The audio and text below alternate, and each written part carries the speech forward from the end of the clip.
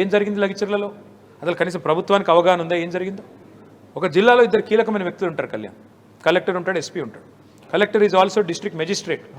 నిన్న అక్కడ జరిగిన నిరసనని కలెక్టర్ ఏమో నాది దాడి కాదు, దాడి జరగలేదు నా మీద, దయచేసి మీరందరూ విధుల్లోకి పొండి అని జిల్లా ఉద్యోగుల కలెక్టర్ గారు చెప్తున్నారు. అది మొత్తం టీవీలో వచ్చింది. కానీ ఎస్పీ గారేమో రేవంత్ రెడ్డి ఆదేశాల మేరకు ఇవాళ అక్కడ కూర్చొని ఇంకొక మాట కూడా చెప్తా ఉన్నా. ఎస్పీ గారికి నేను చెప్తా ఉన్నా, మీరు నిన్న 55 మందిని పట్టుకొచ్చి అందులో టీఆర్ఎస్ వాళ్ళను మాత్రమే ఏరి 21 మందిని ఏరి ఇప్పుడే మా సబితా ఇంద్రారెడ్డి గారు పోయించినారు పరిగి సబ్ జైలుకి.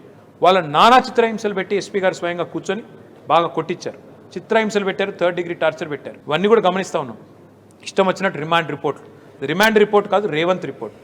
వీళ్ళు సర్కారు నడుపుతుండ్రా, సర్కస్ నడుపుతుండ్రా అని అడుగుతున్నా నేను. ఎస్పీ దాడి జరిగిందంటాడు, కలెక్టర్ దాడి జరగలే అంటాడు. ఎవరిని నమ్మాలా? ఎస్పీ దాడి జరిగింది కాదు, ఇంకా దాడి వెనక కుట్రుందంటాడు. అసలు వీళ్ళకి బుద్ధి జ్ఞానం ఉందా అని అడుగుతున్నాను.